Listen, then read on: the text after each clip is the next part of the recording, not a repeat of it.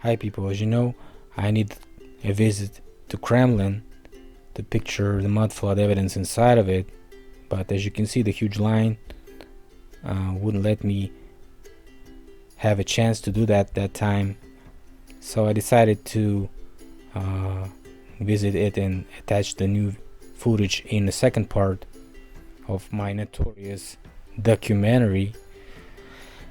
So if you walk around the Kremlin, you probably find a bunch of those so-called basement floors in the buildings of 19th and 18th century.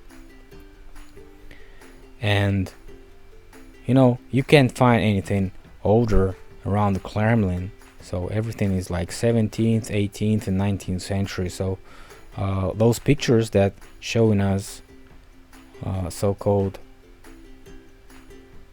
abandoned Kremlin in Moscow, maybe showing us the progress that they made cleaning it up. But this documentary is not going to prove that, because we cannot just go back in time and check it out. We cannot confirm the pictures with no people. All I know is that history was changed in the end of 19th century, in the beginning of 20th, so we can, you know, lose the paradigm, and it was faked and was edited, so we cannot understand what was really going on before that event, that global or worldwide event, if you want, that changed the history, that changed the paradigm, that changed the controlling elites. And first of all, I want to start and kind of classify the evidence of mudflood in this video. So there's evidence in the so-called restored houses that are under restoration, that covered with some clothing and stuff like this. So, but you can, you know, if you have enough time and willingness to research, you can do that. The other one is the basement floors that are right now controlled by some stores or maybe inhabited, like we have in New York, where we have also a bunch of basement floors, and you know, throughout the United States and England and Europe we have so bunch of them. So you can, you know, if you have a chance to visit them, you can go inside and you maybe talk to owner.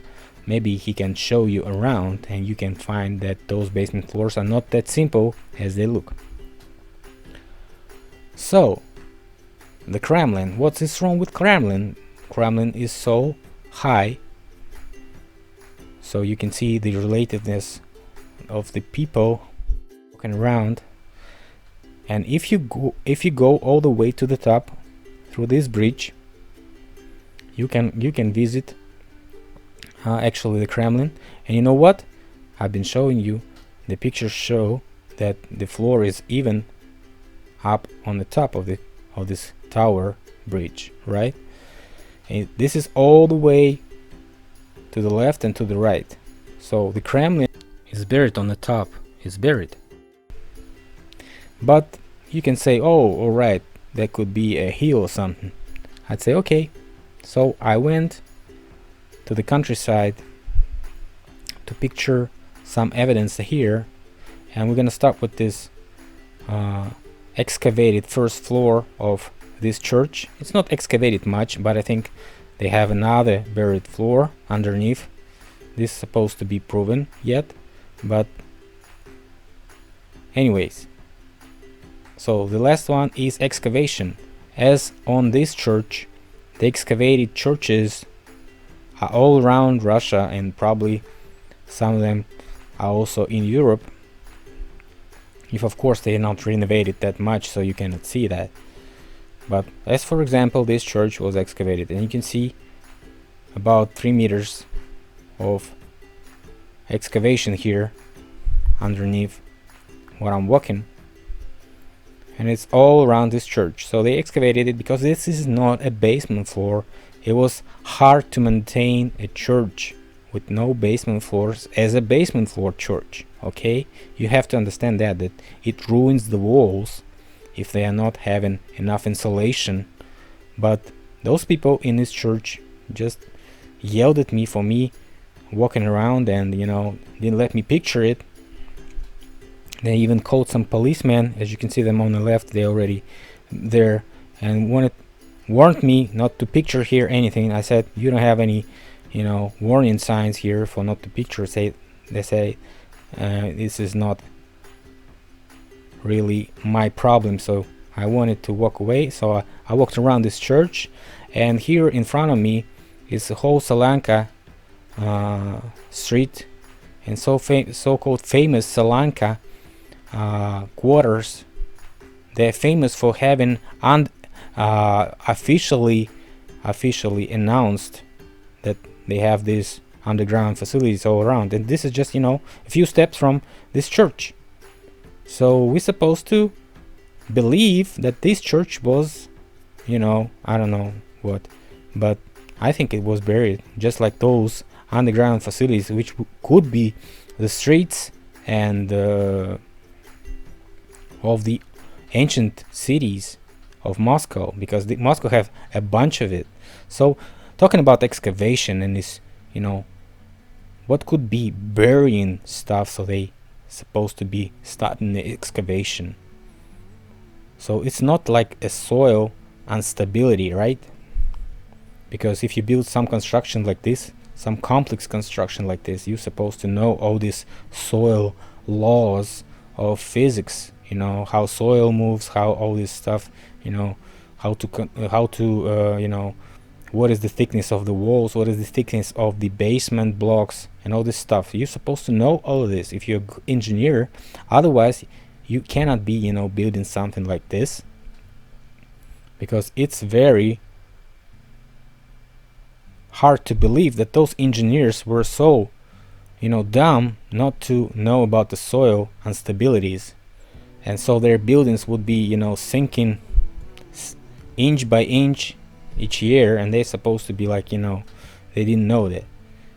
But the walls are not cracking, as you can see, because the soil instability makes the walls crack, and the basements are cracked, and without any reconstruction, and any signs of it are missing here. So this church is perfect, it's very good, contained and maintained and preserved, and a bunch of tourists visit it, so this is not a point. So 5 feet of excavation doesn't make any sense either, because if they have a basement force and they just hiding it from us, I don't think so.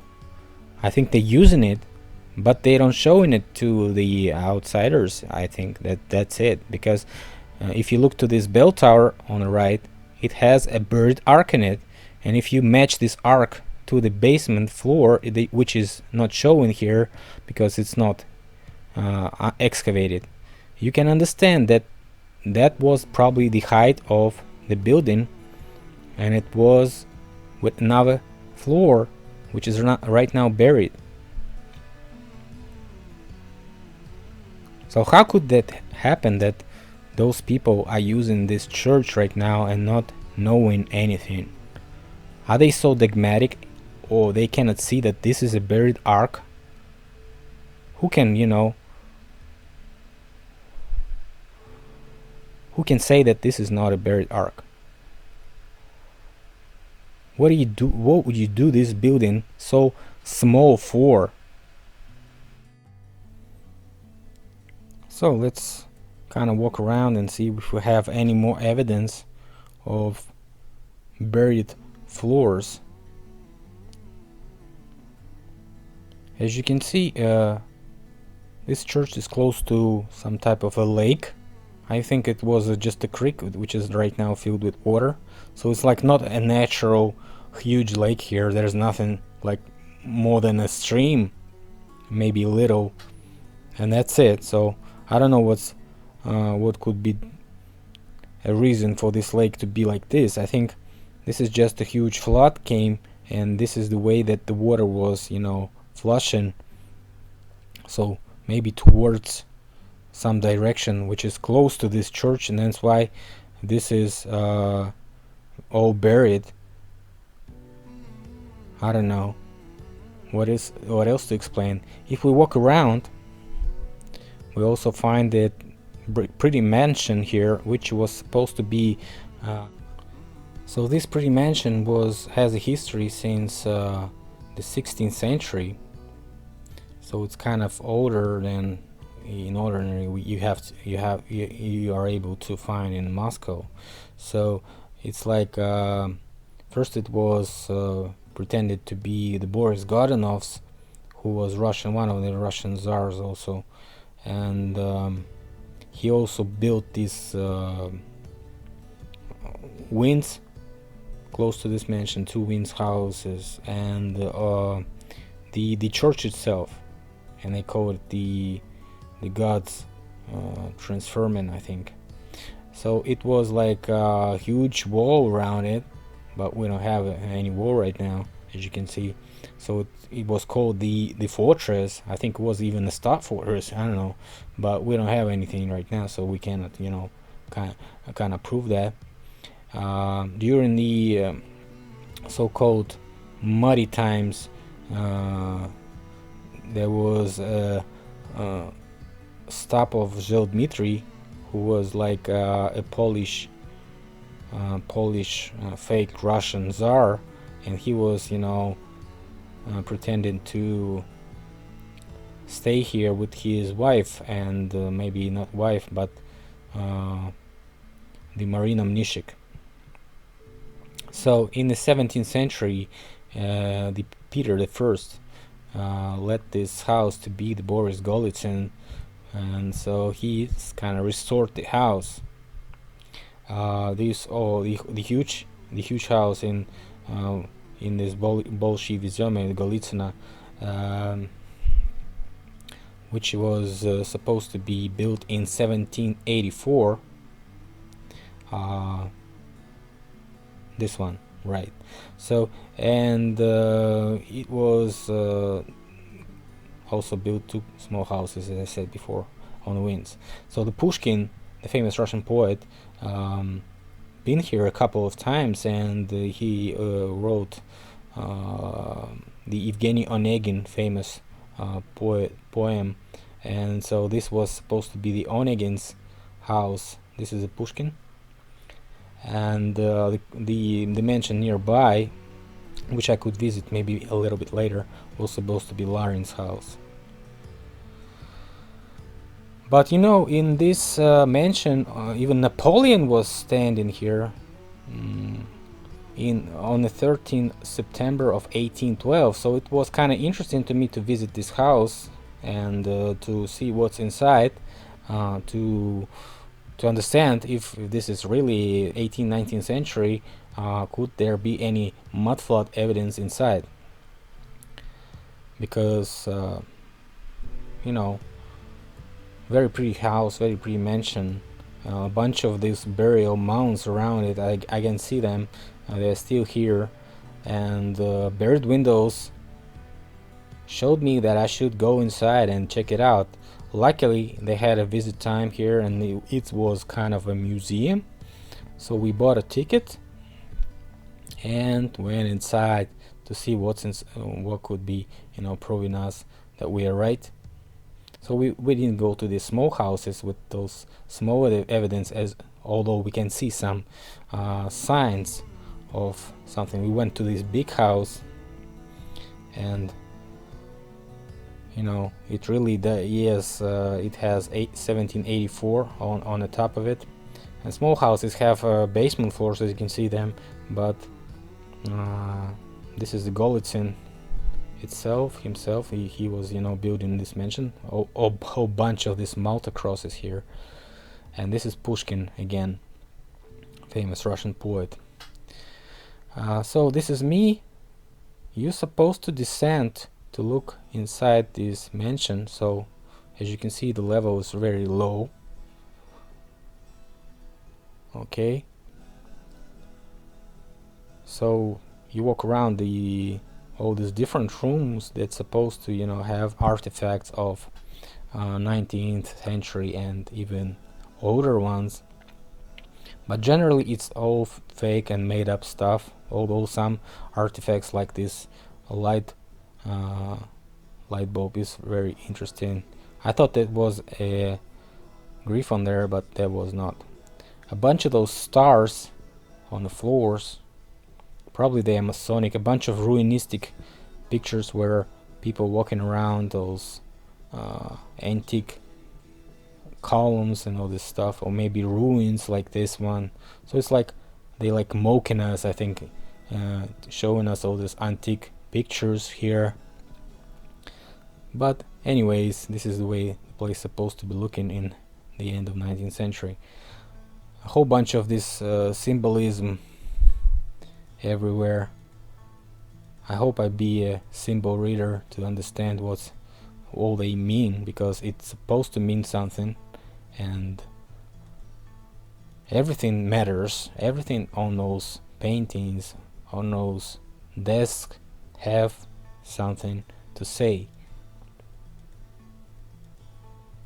Because if you look closer, you see the symbolism.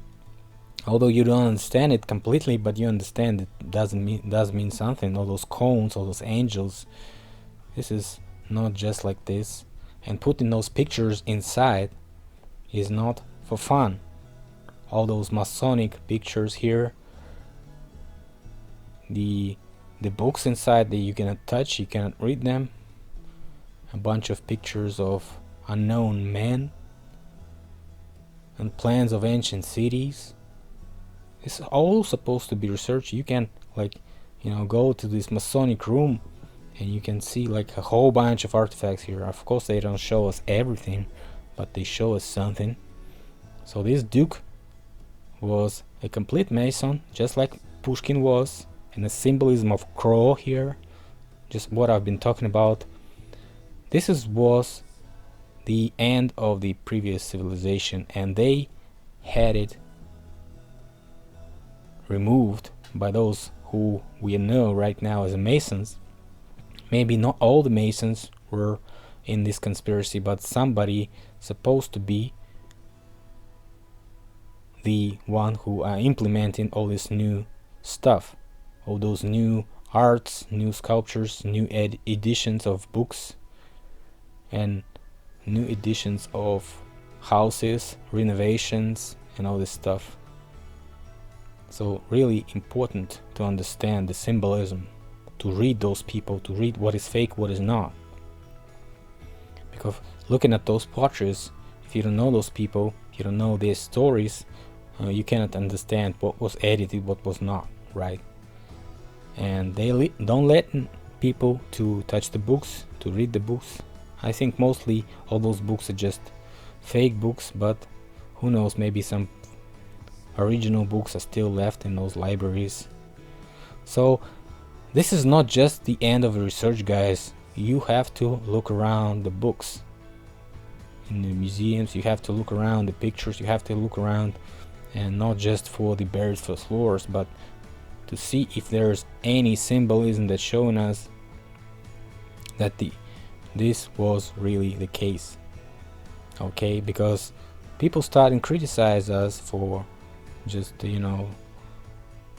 so much speculations that some authors let themselves to do that, and people start and criticize. I think I'll have it in the second part if we have some decent critics on the case, because right now we have only critics, only people that I don't even know, like different channels that I don't even know, and they like trying to debunk not me but them.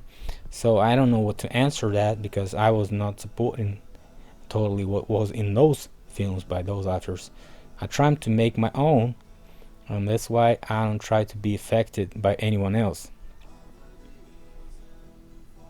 So all those symbols are showing us that really this is the case, and this could be the Masonic addition to anything, and they can do it easily, like the firemen or bomberos can do the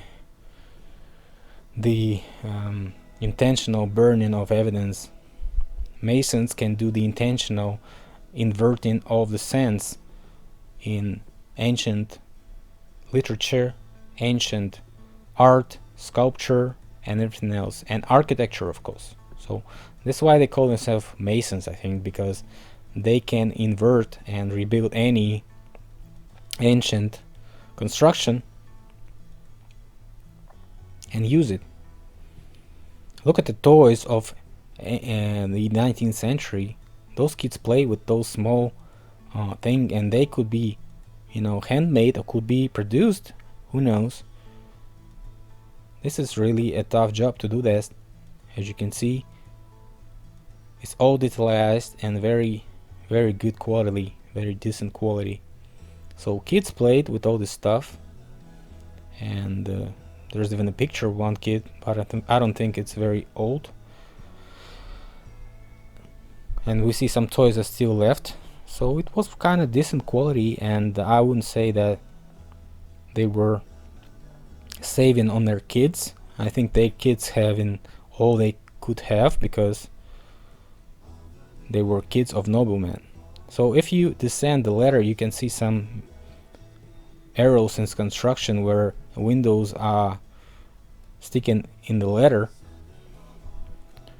Well, staircase is not very much matching the house. By the way, they show us a couple of ancient windows here, and they really look like ancient. If you descend down to the basement, you can see this so-called hall room. Remember that small window on the other side when I was picturing it in the front of the house? So probably they're doing some Masonic rituals here, I bet.